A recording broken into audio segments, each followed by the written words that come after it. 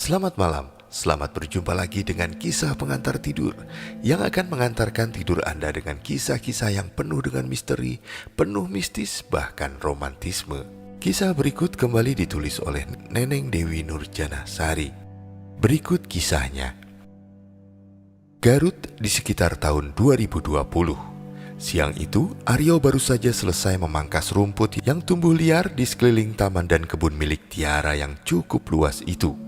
Aryo juga berhasil menghalau seekor ular yang tiba-tiba muncul di antara rimbunnya pepohonan. Maklum, rumah majikannya itu juga termasuk sebuah rumah mewah, karena pemiliknya memang keluarga yang berada. Peluhnya bercucuran membasahi wajah dan kaos yang dikenakan, tapi tak Aryo hiraukan. Tak terasa, hari ini adalah hari ketujuh dia bekerja sebagai tukang kebun di rumah Tiara dan Doni. Itu artinya hari ini Aryo akan menerima upah. Ya, upah Aryo dibayar seminggu sekali oleh Tiara. Kata Tiara, dia tak tega bila harus membayar upah Aryo sebulan sekali. Apalagi Tiara tahu jika istri Aryo sedang hamil besar, pasti kebutuhannya kini lebih banyak. Selama bekerja di sana, Tiara juga sangat baik pada Aryo, senang memberinya cemilan dan juga minuman.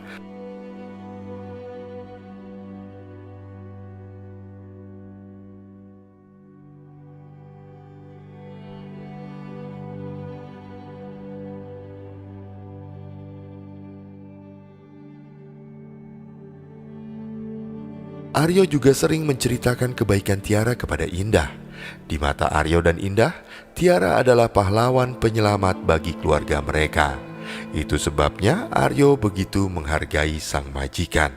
"Ini upah kamu minggu ini," kata Tiara sambil menyerahkan 2 lembar uang 100.000 ke tangan Aryo.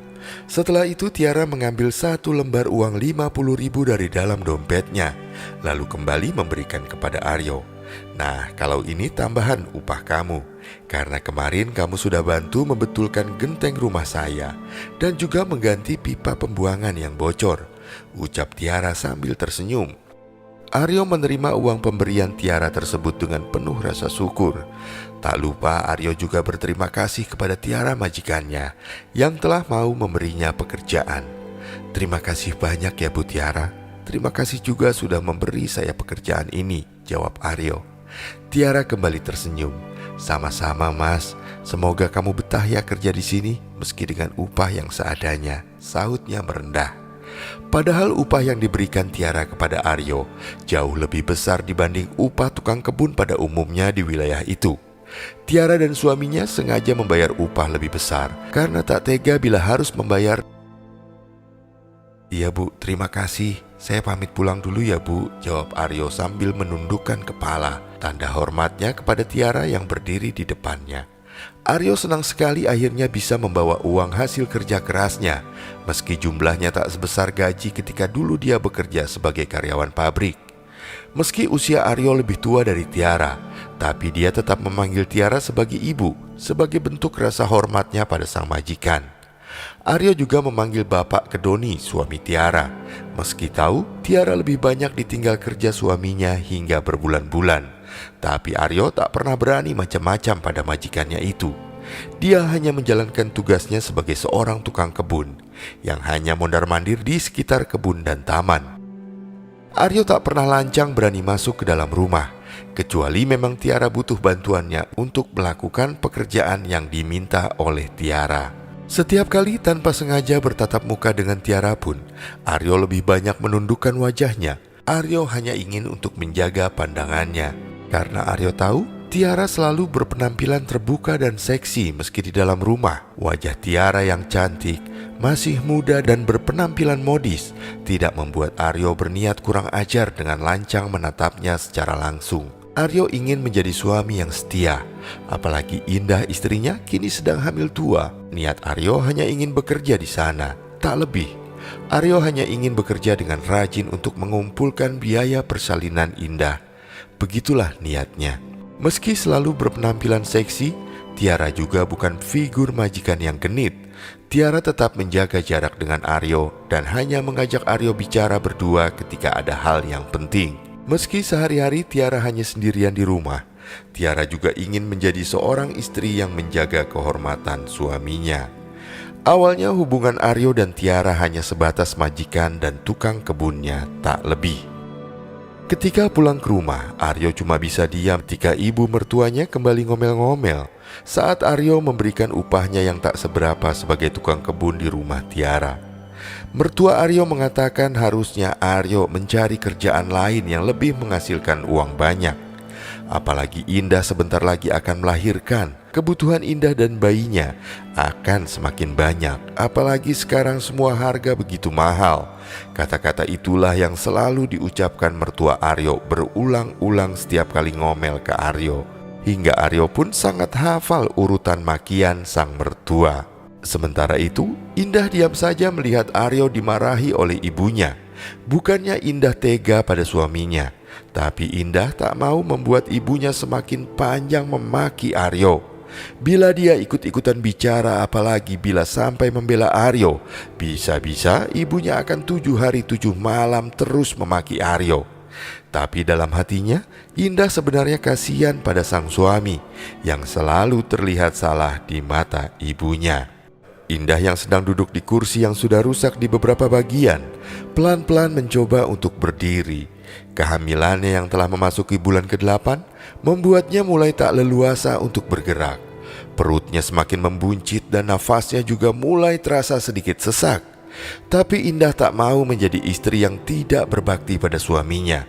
Di matanya, Aryo tetap suami yang bertanggung jawab karena masih rutin menafkahinya. Meski penghasilannya sebagai tukang kebun bisa dibilang sangat pas-pasan. Penghasilan Aryo hanya cukup untuk makan saja. Makanya mereka terpaksa sementara waktu menumpang sementara di rumah orang tua Indah.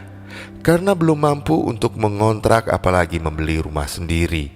Indah berjalan pelan hendak menyiapkan makan dan minum bagi Aryo yang baru pulang. "Istirahat dulu mas, pasti mas Aryo capek dan lapar. Sebentar ya, saya siapkan dulu makan siangnya sama kopi." Indah tersenyum manis ke arah sang suami. "Makasih sayang." Aryo balas tersenyum ke arah Indah, lalu menjatuhkan tubuhnya ke kursi untuk mengurangi rasa penat yang Aryo rasakan setelah seharian bekerja. Tapi suara keras dan ketus ibu Indah mengagetkan Indah dan Aryo. "Enak aja, pulang-pulang minta makan sama minum kopi. Apa kamu gak lihat istrimu ini lagi hamil besar? Buat jalan aja susah. Jadi laki-laki itu jangan manja. Bisa kan nyiapin makan dan kopi bikin sendiri?" Mertua Aryo bicara dengan nada tinggi. Kedua matanya melotot ke arah Aryo seperti harimau yang hendak memangsa buruannya. Lalu tanpa menunggu jawaban dari Aryo, mertua Aryo pun menarik tangan kanan Indah. Indah yang tadinya hendak melangkah ke dapur jadi menghentikan langkahnya. "Indah gak apa-apa kok bu, lagi pula ini kan salah satu kewajiban Indah sama Mas Aryo," kata Indah sambil mencoba melepaskan pegangan tangan ibunya. Namun jawaban Indah tersebut malah membuat ibunya semakin murka pada Aryo. Dia kembali memarahi Aryo, kali ini sambil menunjuk-nunjuk muka Aryo, masih dengan suara keras yang cukup memekakan telinga Aryo. "Bagus ya Yo, gara-gara kamu sekarang anak saya jadi berani membangkang sama ibunya sendiri. Dulu Indah itu anak baik, penurut, sekarang jadi anak durhaka gara-gara kamu." Ibu Indah melepaskan pegangannya ke tangan Indah, lalu masuk kamar sambil banting pintu penuh emosi. Brak!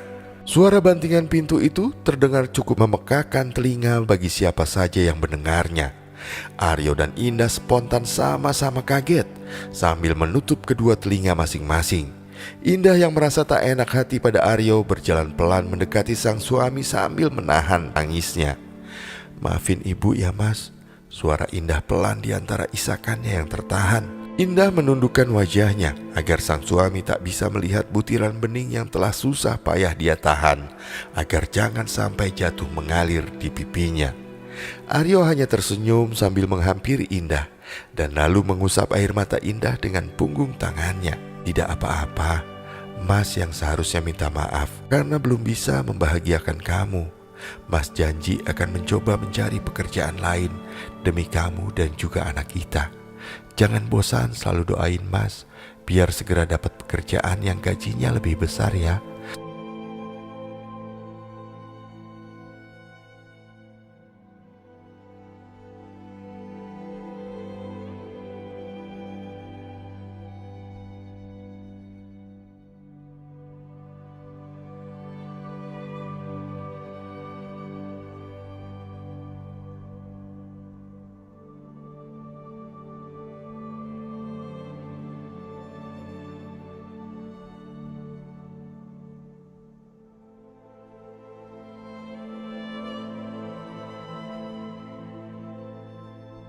Kedua suami istri yang sedang menanti kedatangan buah hati pertamanya itu akhirnya bergulat dengan pikirannya masing-masing. Aryo tak habis pikir, kenapa Ibu Indah tidak pernah merestuinya sebagai menantu. Apapun yang dilakukannya selalu salah di matanya. Sementara dulu, Indah sendiri yang menolak dijodohkan dengan laki-laki pilihan ibunya. Indah tak mau menjadi istri siri dari Radit. Indah tak silau oleh iming-iming harta dan kemewahan yang dijanjikan oleh Radit. Ditambah lagi, Indah tak mau menyakiti hati sesama perempuan. Lydia, istri pertama Radit, pasti akan terluka bila sampai tahu suaminya diam-diam menikah lagi dengan perempuan lain. Ajar dan Sipa, kedua anak Lydia, pasti akan ikut membenci dirinya. Indah akan dianggap sebagai perempuan penghancur rumah tangga kedua orang tua mereka. Belum lagi cibiran para tetangga yang nanti akan mencap Indah perempuan tak baik. Sudah pasti diterima Indah bila sampai menerima pinangan Radit. Penolakan Indah meski secara halus sebenarnya sangat mengecewakan Radit. Tapi akhirnya Radit bisa menerima keputusan Indah. Bertolak belakang dengan sikap Radit yang menghargai keputusan ibu dari Indah, justru Ibu Indah bersikap sebaliknya. Ibu Indah memang ingin sekali memiliki menantu kaya dan malah berbalik membenci Aryo. Ibu Indah menyalahkan Aryo yang membuat semua rencananya gagal total. Katanya gara-gara Aryo sang anak gagal jadi perempuan yang berbakti pada ibunya. Aryo hanya memilih diam karena dia merasa semua itu bukan sepenuhnya adalah salahnya. Namun Ibu Indah tak pernah peduli. Pokoknya apapun yang dilakukan oleh Aryo selalu salah di matanya. Setelah akhirnya Aryo menikahi Indah. Selang setahun Aryo dan Indah menikah. Setiap kali ada masalah pasti Aryo yang selalu disalahkan oleh ibu dari Indah.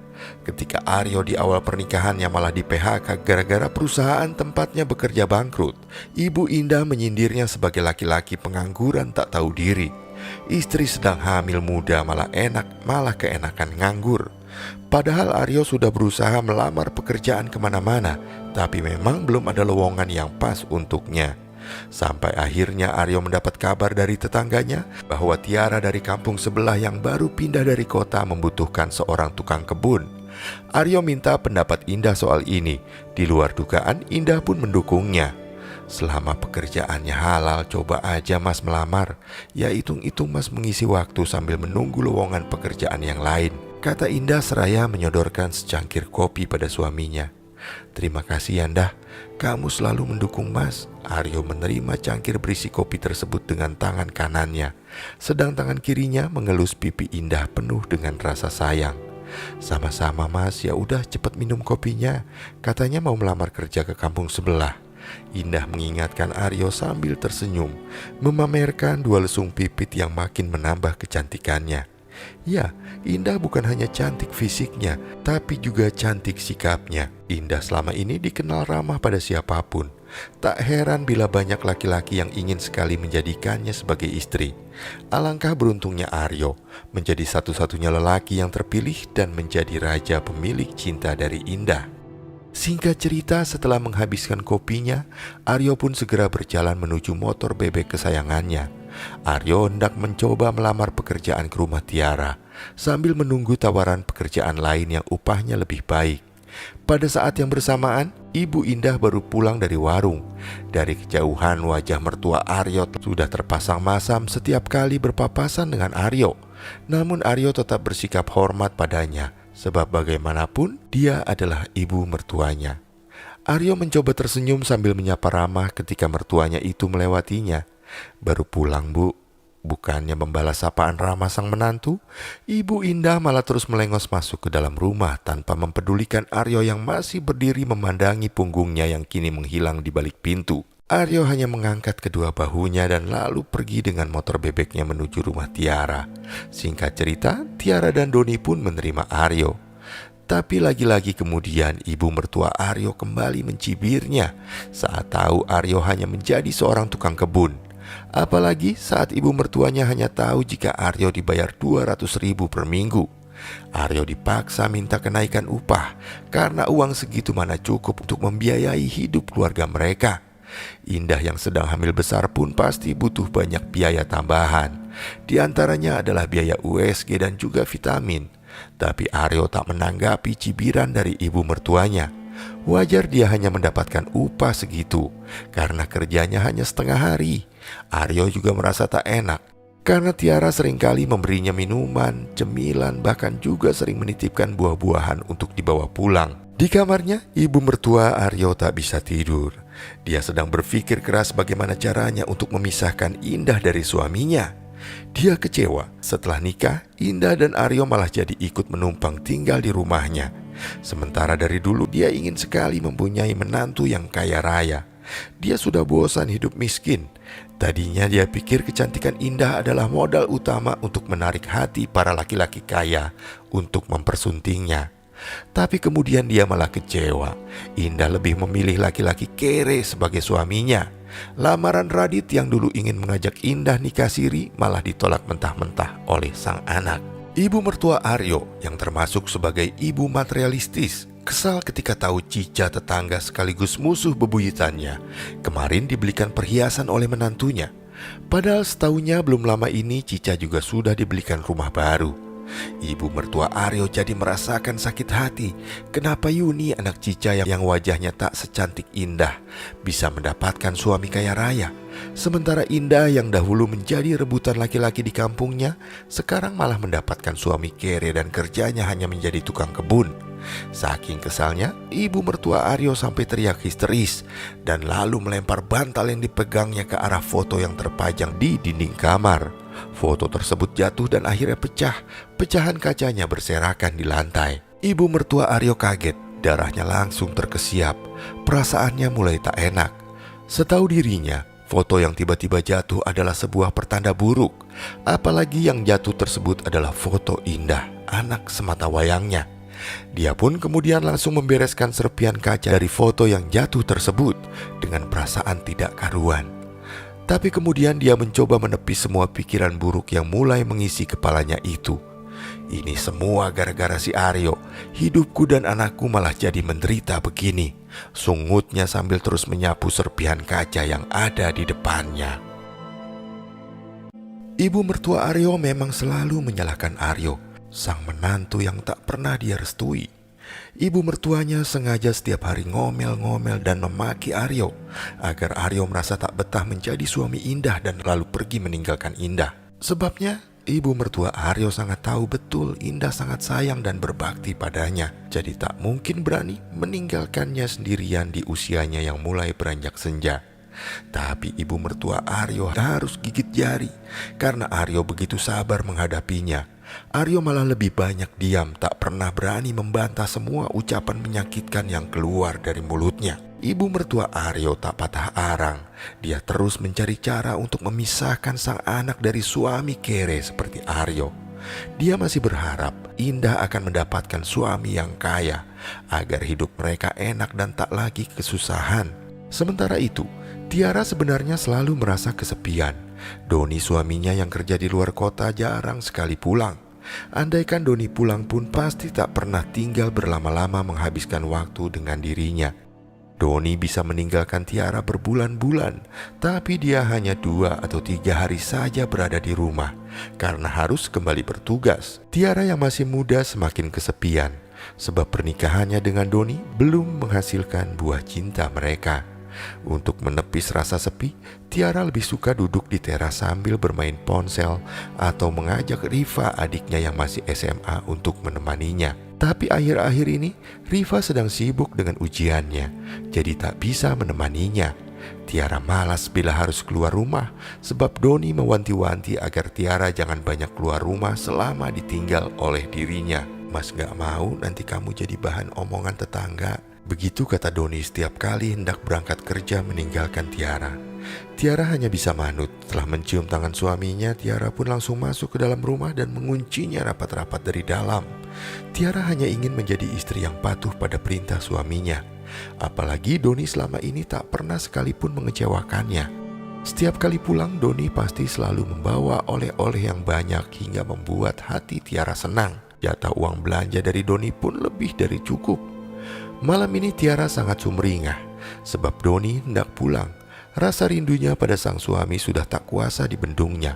Akhirnya setelah 3 bulan ditinggal Doni bekerja di luar kota, kini Tiara bisa kembali menikmati kebersamaan dengan suaminya, meski hanya untuk beberapa hari saja. Tiara sengaja berdandan cantik dan mengenakan pakaian yang bagus untuk menyambut kedatangan Doni. Tak lupa, Tiara juga memasak masakan yang enak-enak kesukaan suaminya. Senyum Tiara langsung terkembang saat suara bariton yang sangat dia rindukan terdengar mengucapkan salam di balik pintu. Malam itu, Doni juga tampak gagah dengan kemeja putih dan celana jeans yang membungkus tubuh tingginya. Mata Doni berbinar. Doni tampak tak bisa menyembunyikan rasa rindu yang teramat sangat pada istri cantiknya. Senyum Tiara semakin terkembang lebar ketika melihat suaminya di balik pintu. Doni pun langsung memeluk dan merangkulnya penuh kasih. Suami istri yang terpisah 3 bulan lamanya itu pun saling melepas rindu. Doni dengan lahap menikmati semua masakan yang dihidangkan istrinya. Di sampingnya, Tiara terus bergelayut manja sambil sesekali menatap mesra ke arah Doni. Setelah perut mereka kenyang, Doni dan Tiara pun segera ke kamar. Mereka berdua pun menghabiskan malam itu dengan memadu kasih, saling melepas rindu yang telah sekian lama terpendam. Sementara itu di rumah Indah, pagi-pagi sekali Indah telah menyiapkan sarapan. Aryo yang kelelahan bangun kesiangan. Indah tidak mempermasalahkan, tapi ibu Indah yang marah-marah kembali melampiaskan kekesalannya pada Aryo. Dia juga menggedor-gedor pintu kamar Aryo sambil berteriak-teriak menyuruhnya untuk segera bangun. "Yo, bangun, Aryo, bangun." Tak ada jawaban dari dalam kamar Aryo, hanya suara dengkuran yang memecah keheningan pagi itu. Ibu Indah pun makin marah karena merasa tidak digubris. "Aryo, bangun! Dasar menantu kere gak tahu diri. Jam segini masih tidur, pantesan jauh rezeki." Suara teriakan ibu Indah membangunkan Aryo. Aryo pun buru-buru bangun. Aryo terdiam sejenak sambil mengucek-ucek matanya, sekaligus memegang kepalanya yang masih terasa pusing.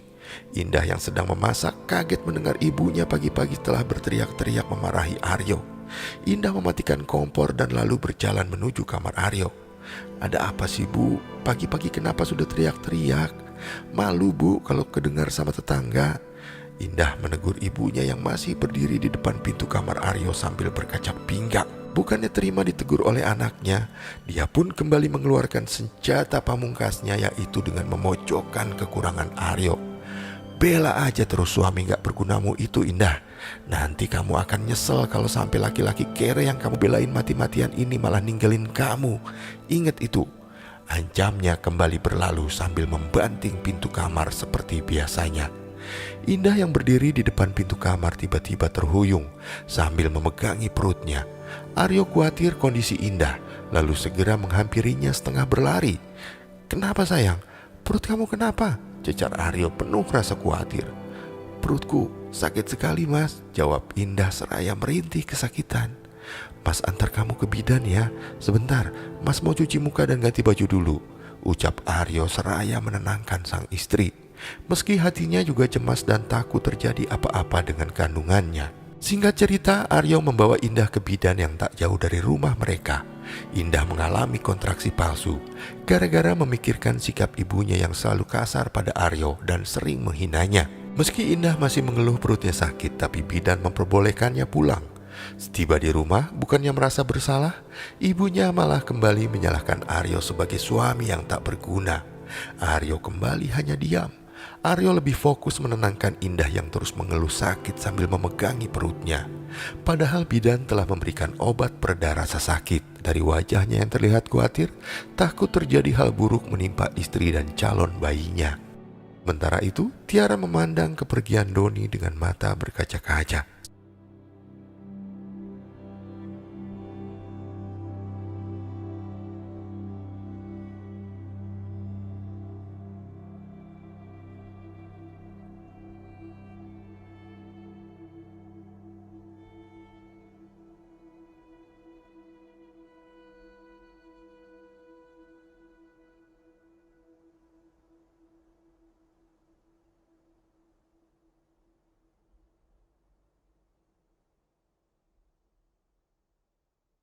Namanya manusia, pasti kadang tak bisa menahan godaan.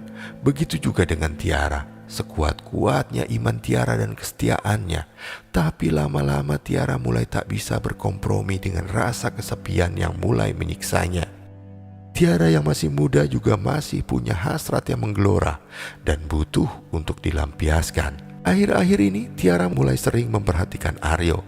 Setiap kali Aryo sedang sibuk mengerjakan tugasnya di kebun atau di taman, kini Tiara ikut menemaninya. Tiara berkilah butuh teman untuk mengobrol. Aryo sebenarnya merasa sungkan. Tak biasanya Tiara bersikap seperti itu. Tapi Aryo mencoba menepis pikiran buruk yang muncul di kepalanya. Tiara kemudian juga menyadari jika Aryo berwajah tampan. Bahkan jujur saja, di matanya Aryo jauh lebih tampan dibanding Doni suaminya. Tubuh Aryo juga begitu tinggi dan atletis. Tiba-tiba saja Tiara membayangkan alangkah hangatnya bila tubuh mungilnya sampai berada dalam pelukan Aryo. Tiara pun mulai melancarkan aksinya dengan mengajak Aryo ke kamar. Tiara tanpa malu mengajak Aryo untuk berselingkuh. Aryo kaget. Tentu saja Aryo langsung menolak. Tapi Tiara tak patah arang. Dia terus memaksa Aryo dan mengiming-iminginya kenaikan upah, asal mau menjadi pengganti suaminya sementara. Ayolah mas, aku janji gak akan membocorkan hal ini pada siapapun, apalagi sama istri kamu. Aku cuma butuh kamu temani aku. Suara Tiara terdengar halus di telinga Aryo. Karena saat itu Tiara sengaja bicara dengan jarak yang begitu dekat dengan Aryo. Bahkan Tiara bicara sambil menempelkan dadanya yang sedikit terbuka itu ke punggung Aryo. Jantung Aryo langsung berdegup kencang. Di satu sisi Aryo tak ingin mengkhianati Indah, tapi di sisi lain Aryo hanya manusia biasa yang tak luput dari godaan. Aryo bingung harus bagaimana. Aryo hanya diam saja. Sebaliknya, Tiara pun mulai berani melingkarkan kedua tangannya memeluk Aryo dari belakang. Tiara rapatkan tubuhnya ke tubuh Aryo. Aryo jadi bisa menghirup wangi parfum mahal yang dipakai oleh Tiara. Detak jantungnya terus mengencang. Tak bisa Aryo kendalikan. Tiara tersenyum senang. Tiara sepertinya tahu Aryo mulai kehilangan akal sehatnya dan mulai terperangkap masuk ke dalam jebakannya. Tiara menggunakan kesempatan tersebut dengan kembali mencoba menggoda Aryo. Perlahan Tiara membalikan tubuh atletis Aryo dan pelan namun pasti jemari tangannya yang lentik mulai membelai wajah tampan Aryo. Lagi-lagi Aryo hanya diam mematung. Sepertinya Aryo mulai terbuai. Sampai akhirnya kemudian Tiara mendekatkan bibirnya ke bibir Aryo. Aryo yang telah dikuasai oleh nafsu membalasnya. Kini dua manusia yang telah terikat janji suci pernikahan dengan pasangan masing-masing itu malah terjerat hubungan terlarang dan tak seharusnya terjadi. Tiara sangat puas dengan permainan ranjang Aryo. Menurut Tiara, Aryo lebih bisa memuaskan hasratnya dibandingkan Doni. Senyum kepuasan tak henti-hentinya terukir dari bibirnya. Sebaliknya, Aryo malah tercenung di pinggir tempat tidur. Aryo menyesali semua yang telah terjadi. Berkali-kali Aryo menutupi wajahnya dengan kedua tangannya. Apa yang telah aku lakukan? Kenapa aku sampai terjerat tipu daya Ibu Tiara? Keluh Aryo di dalam hatinya. Tiara sepertinya tahu reaksi Aryo pasti akan seperti itu, tapi dia bersikap masa bodoh. Tiara kemudian memilih untuk membujuk Aryo agar jangan pernah menyesalinya. Gak ada gunanya kamu menyesali mas. Toh kita sudah sama-sama dewasa, sudah tahu akibatnya. Dan yang paling penting kita melakukannya atas dasar suka sama suka. Iya kan? Gak ada paksaan sama sekali. Tiara mencoba membujuk sambil mengusap-ngusap tangan kekar Aryo. Aryo masih bergeming. Dia bingung. Di satu sisi Aryo tahu yang dia lakukan itu salah, tapi di sisi lain sebagai laki-laki normal, Aryo tak bisa menghindar dari pesona kecantikan Tiara yang begitu membius dirinya. Saya merasa sangat bersalah sama istri saya, Bu. Istri saya pasti akan kecewa dan marah bila tahu saya sudah mengkhianatinya. Suara Aryo terdengar lirih, tersirat rasa sesal yang masih belum hilang dari dirinya. Tiara seperti bisa membaca isi hati Aryo. Tiara pun makin gencar meyakinkan Aryo agar jangan merasa bersalah atas pengkhianatan yang sudah dia lakukan pada Indah. Udahlah mas, gak usah berlebihan gitu. Aku malah bahagia kamu hadir di saat aku sedang haus akan kasih sayang suamiku. Kamu kan butuh banyak biaya untuk persalinan istrimu nanti. Aku akan bayar kamu sebagai imbalan karena telah memuaskan aku. Tiara berkata lembut setengah berbisik di telinga Aryo. Aryo pun masih saja terdiam. Tiara lalu beranjak dari ranjang dan berjalan menuju laci kecil yang ada di samping ranjang. Tiara mengeluarkan amplop berisi tumpukan uang.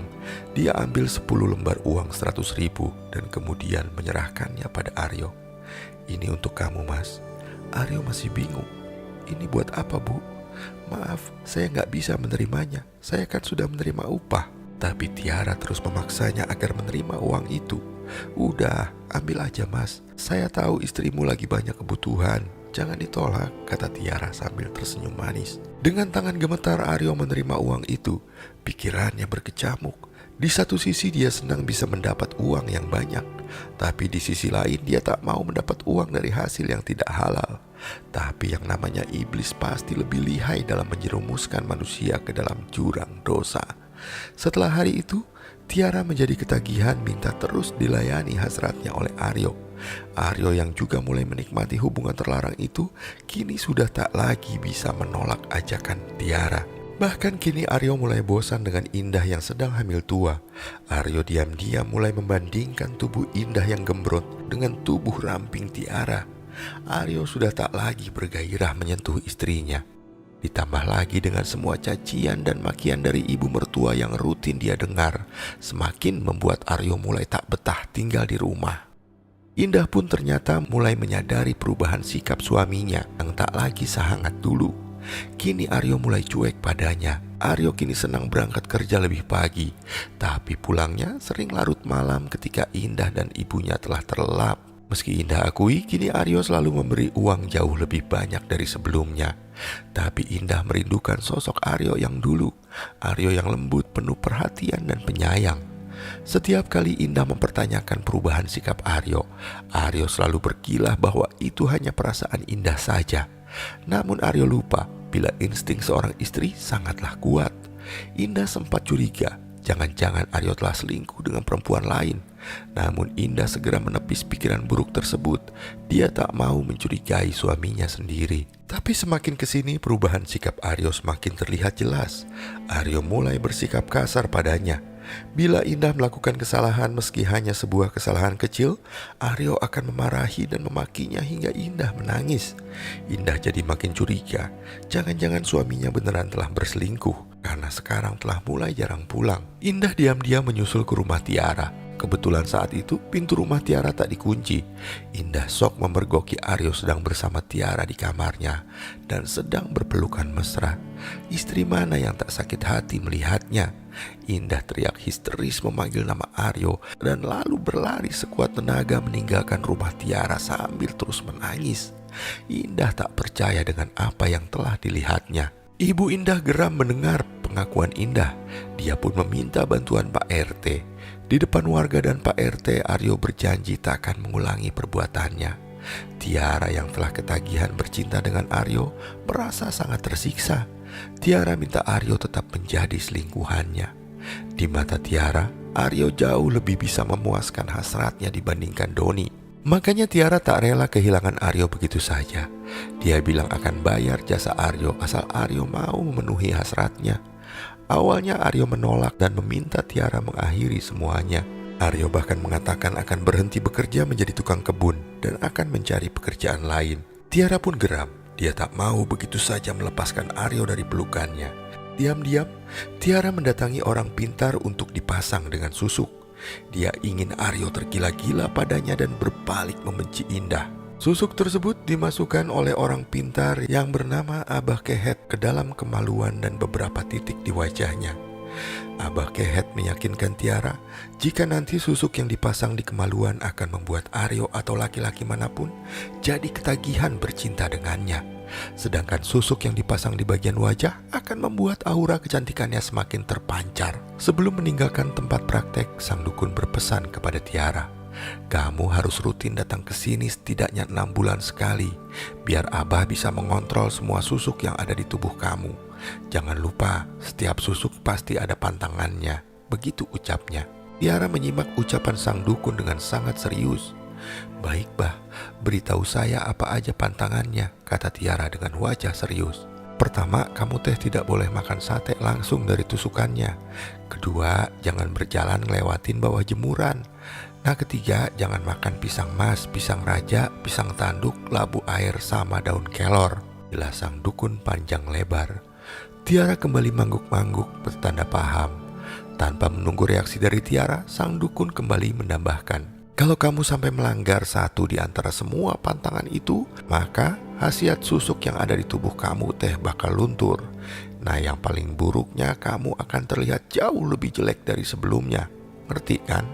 Sang dukun menatap lekat ke arah Tiara yang masih duduk bersimpuh di depannya. Iya bah, saya paham, saut Tiara singkat. Tiara pun berpamitan dan segera meninggalkan rumah sang dukun. Tiara yang tak mau dicurigai oleh warga sengaja pulang pergi naik ojek. Tiara tak sabar segera ingin bertemu Aryo. Singkat cerita, usaha Tiara pun berhasil. Aryo pun menjadi korban kedahsyatan pengaruh susuk dari Tiara. Aryo yang sempat ingin bertobat dengan benar-benar mengakhiri hubungan terlarangnya dengan Tiara, kini jadi tersiksa setiap saat selalu terbayang-bayang wajah Tiara. Rindunya pada Tiara begitu membuncah. Aryo yang tak kuat menahan kerinduan segera mendatangi Tiara, dan tanpa banyak bicara langsung memeluk dan menciuminya dengan penuh hasrat. Aryo pun jadi lupa bahwa istrinya yang sedang hamil besar selalu menunggu kedatangannya dan sangat membutuhkan perhatian darinya. Dalam hatinya Tiara tersenyum bahagia. Usahanya telah berhasil. Setiap kali mereka bercinta, Aryo selalu mengatakan ketagihan dengan permainan Tiara dan selalu ingin mengulanginya lagi dan lagi seperti tak pernah merasa puas. Aryo bahkan membandingkan permainan Tiara di atas ranjang yang jauh lebih hebat dibandingkan dengan istrinya. Dalam hatinya, Tiara tersenyum puas. Tak sia-sia dia keluarkan uang jutaan untuk membayar dukun dan pasang susuk ini. Indah yang merasakan sakit hati bahwa Tiara masih mengganggu rumah tangganya pun kemudian datang melabrak Tiara. Tapi kali ini Tiara malah dibela oleh Aryo. Indah makin sakit hati hingga menyebut Aryo sebagai suami tak tahu diri. Aryo murka merasa harga dirinya dijatuhkan di depan Tiara. Lalu spontan berkali-kali menusuk perut Indah dengan pisau dapur yang ada di meja makan. Tubuh Indah pun langsung terhuyung dan roboh bersimbah darah. Dengan isi perut yang terburai, Tiara yang melihat peristiwa itu terpekik kaget. Aryo jatuh terduduk lemas menyesali semua perbuatannya. Kini dia benar-benar kehilangan istri dan juga calon anaknya. Tiara yang takut Aryo dipenjara mengajak Aryo agar segera membuang jasad Indah ke tempat yang jauh agar tak ada yang mengenalinya. Aryo pun setuju. Aryo dengan dibantu Tiara menyeret jasad Indah ke dalam bagasi mobilnya. Jasad Indah hanya dibungkus dengan sprei. Lalu mereka mencari tempat pembuangan sampah yang jauh dari pemukiman penduduk. Tiara dongkol. Kini bagasi mobilnya dipenuhi ceceran darah yang berasal dari perut Indah. Meski ceceran darah tersebut telah dicuci dan dibersihkan, tapi Tiara dan Aryo lupa bahwa masih ada tetesan darah yang luput mereka bersihkan. Apalagi mereka melakukannya di malam hari agar tak ada warga yang curiga dan memergoki kejahatan mereka. Jasad Indah pun kemudian ditemukan seorang warga di sebuah tempat pembuangan sampah yang jaraknya sangat jauh dari tempat asal Indah. Warga tersebut melaporkannya ke pihak berwajib. Meski kemudian warga di sana tak ada yang mengenali Indah. Garis polisi pun kemudian dipasang di TKP. Namun polisi kesulitan mencari sidik jari pelaku pembunuhan korban.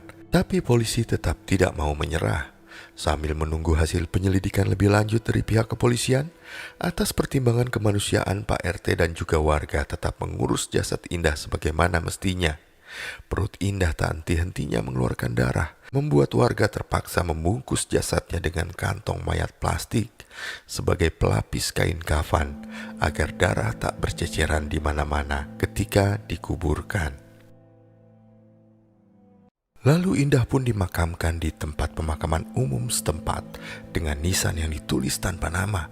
Namun Pak RT berpesan agar warga memberitahu di mana makam Indah bila ada keluarga atau sanak keluarganya yang mencari keberadaannya. Ibu Indah yang saat kejadian sedang tidur di kamarnya tidak mengetahui jika sang anak telah tewas mengenaskan di tangan suaminya sendiri. Ibu Indah gelisah menunggu kepulangannya.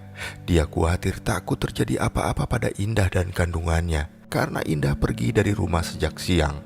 Namun dia mencoba berprasangka baik.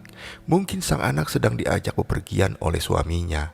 Lelah menunggu kepulangan Indah, dia pun akhirnya tertidur. Saat terlelap itulah Ibu Indah bermimpi, seperti melihat Indah berada di sebuah tempat yang sangat asing baginya.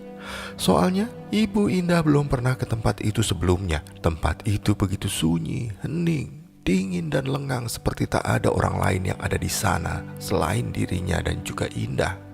Ibu Indah melihat anaknya sedang berdiri membelakanginya sambil mengeluarkan suara isak tangis. Dan dia pun perlahan mendekati dan memanggilnya. Indah, kamu kenapa nak? Kenapa kamu nangis? Tak ada sahutan dari Indah sama sekali. Malah tangisnya yang terdengar semakin santer terdengar hingga bergema. Sebuah tangisan yang sungguh menyayat hati dan membuat siapapun yang mendengarnya menjadi ikut bersedih. Jangan nangis nak, ayo cerita ke ibu. Perlahan tubuh Indah memutar pelan dan kini tubuhnya telah berdiri berhadapan dengan ibunya. Ibu Indah sempat merasa mual dan ingin muntah ketika aroma anyir darah tiba-tiba tercium, yang membuat dirinya heran kenapa bau anyir darah tersebut berasal dari tubuh Indah. Tolong Indah bu.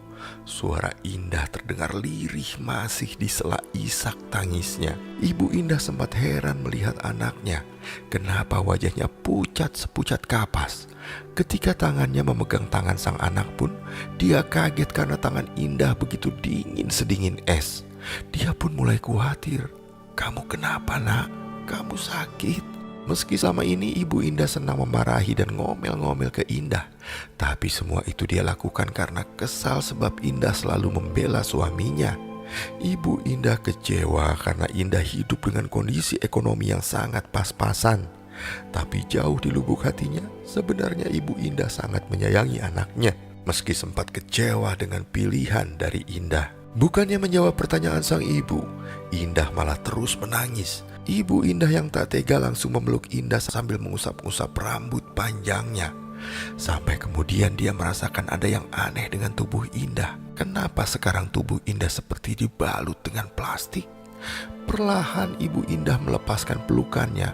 Sebuah teriakan keluar dari mulutnya saat melihat Indah berubah wujud menjadi sosok pocong yang tubuhnya terbungkus plastik. Indah! Ibu Indah langsung terbangun dari tidurnya. Dia bersyukur bahwa semua itu hanyalah mimpi. Namun rasa takut, khawatir, dan bingung mulai bercampur aduk dia rasakan. Naluri keibuannya merasa ada hal yang buruk telah menimpa anaknya. Dia pun menjadi gelisah. Dia ingin kembali memejamkan mata tapi tak pernah juga bisa. Pikirannya selalu teringat kepada sang anak yang belum juga pulang. Kematian Indah dan calon bayinya yang tak wajar itu malah menimbulkan masalah baru di wilayah tempat dia dimakamkan dengan nisan tanpa nama. Satu persatu warga mulai diteror oleh sosok penampakan pocong plastik yang diyakini itu adalah arwah Indah yang gentayangan. Warga menyebutnya sebagai sosok pocong plastik sebab tubuh sosok itu tidak ditutupi oleh kain kafan berwarna putih, melainkan kantong mayat plastik berwarna hitam yang membuat warga menjadi merinding sekaligus ketakutan. Di bagian perut sosok pocong plastik tersebut terdapat luka cukup dalam yang tak henti-hentinya mengucurkan darah segar. Seperti kejadian yang dialami oleh Usin dan Mira istrinya, warga yang tinggal di sana. Malam itu mereka baru pulang dari rumah saudara mereka di luar kota yang baru saja melangsungkan pernikahan. Keduanya harus melewati makam bila hendak menuju ke rumah mereka. Tapi keduanya langsung merinding ketika tepat di depan mereka berdiri sosok pocong plastik dengan perut terbuka berlumuran darah. Sosok pocong itu perlahan melayang ke arah Usin dan Mira. Keduanya pun lari tunggang langgang ketakutan ke arah berlawanan, hingga akhirnya bertemu 3 orang warga yang kebetulan sedang keliling kampung untuk melaksanakan ronda. 3 warga yang sedang beronda itu pun mengajak Usin dan Mira ke pos ronda dan mencoba untuk menenangkan mereka dengan memberinya minum. Setelah pasangan suami istri itu lebih tenang, 3 peronda itu menawarkan mengantarkan mereka pulang. Tapi teror pocong plastik tak sampai di situ. Seorang penjual sayur yang berangkat ke pasar jam 2 dini hari untuk membeli sayuran segar yang hendak dijualnya. Di tengah jalan menuju makam dicegat oleh sosok pocong plastik. Si penjual sayur tersebut mau berusaha kabur dengan mencoba memutar balik arah motornya. Tapi sepeda motornya tiba-tiba malah mati tak bisa dinyalakan.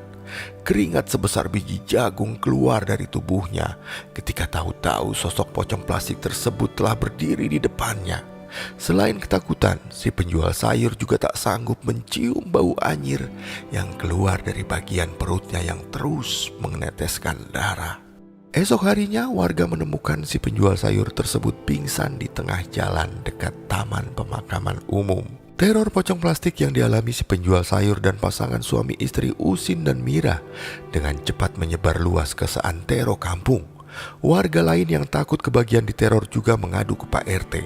Mereka sempat menyalahkan Pak RT karena tempo hari Pak RT membantu mengurus dan menguburkan mayat yang diduga korban pembunuhan. Dan kini arwah korban malah meneror warga yang tidak bersalah. Pak RT yang kasihan dengan nasib warganya berinisiatif untuk memanggil seorang ustadz. Tapi sayangnya usaha menetralisir yang hendak dilakukan sang ustadz malah gagal karena sosok pocong plastik yang membawa dendam luar biasa tidak berhasil ditaklukkan. Malahan sang ustadz sampai jatuh sakit setelah mencoba menetralisir aura negatif yang bersemayam di tubuh pocong plastik tersebut. Akhirnya Pak RT memutuskan untuk mulai mencari tahu tentang korban yang kini menjadi sosok gentayangan. Sementara itu Aryo sedang merasa tidak enak badan. Sejak Aryo menghabisi Indah dan calon darah dagingnya sendiri, hidup Aryo mulai tidak tenang. Aryo merasa sangat berdosa. Setiap malam Aryo tidak bisa tidur dengan nyenyak, selalu merasa dikejar-kejar oleh rasa bersalah. Dia juga tidak berani pulang ke rumah mertuanya karena takut dicecar pertanyaan tentang Indah. Pikirannya sedang kalut saat itu hingga menolak permintaan Tiara untuk berhubungan badan. Tiara marah dan mengancam akan melaporkan ke polisi perbuatan Aryo ke Indah. Aryo kesal tapi dia tak bisa berbuat apa-apa. Aryo pun terpaksa mengikuti kemauan Tiara. Di luar dugaan malam itu Doni pulang lebih cepat dari biasanya. Doni kaget melihat Tiara berduaan dengan Aryo di kamarnya dan sedang bermesraan. Doni yang merasa harga dirinya sebagai laki-laki dan seorang suami dirobek-robek oleh pengkhianatan sang istri, langsung menceraikan Tiara detik itu juga. Doni juga tak sudi memberinya harta gonogini sepeser pun. Tiara yang tidak terima kemudian nekat menyuruh Aryo untuk menghajar Doni, dan lalu Aryo pun menyekap Doni di gudang. Setelah menyekap Doni, Aryo dan Tiara mendengar suara ketukan pintu berkali-kali.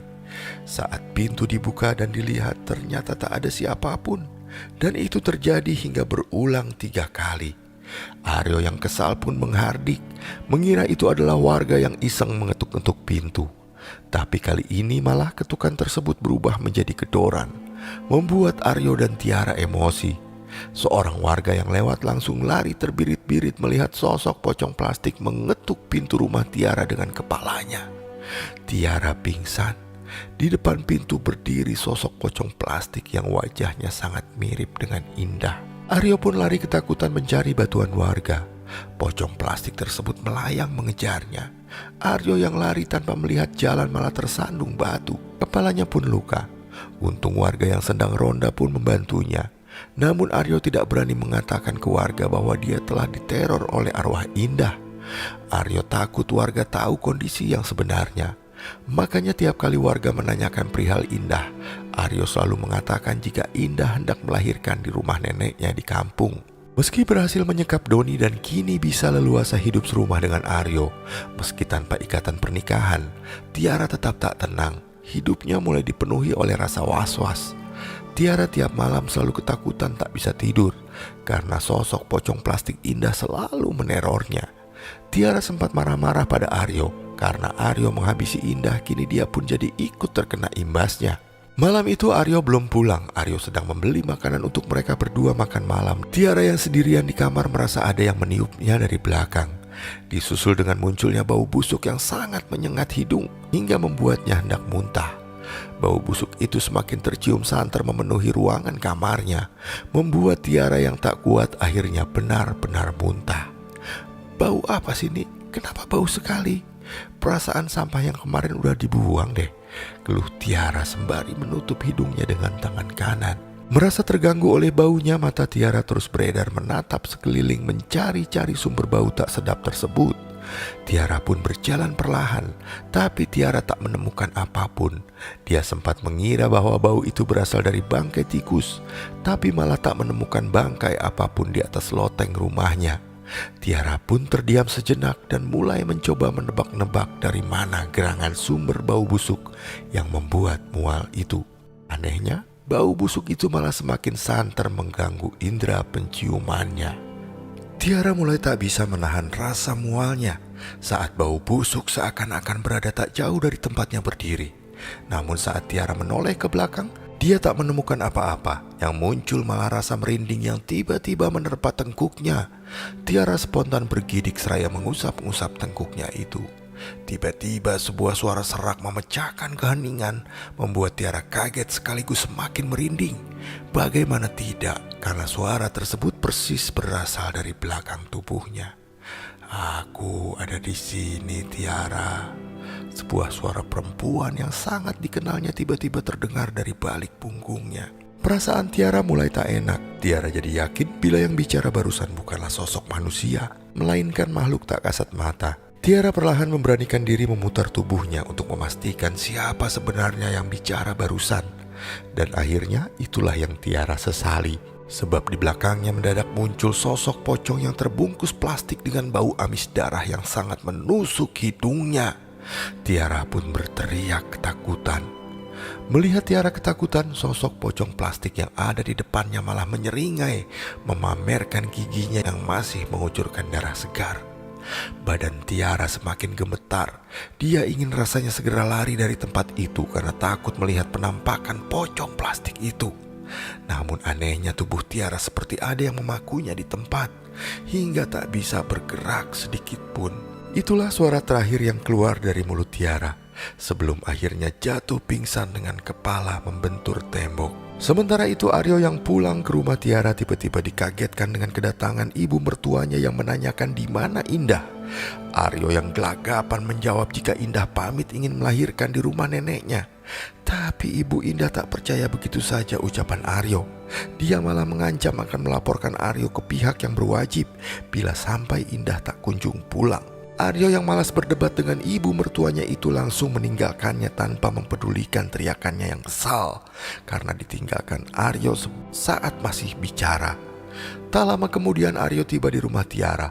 Dari luar Aryo memanggil-manggil nama Tiara tapi tak ada sautan sama sekali. Merasa ada yang aneh, Aryo memutuskan langsung berjalan menuju ke kamar.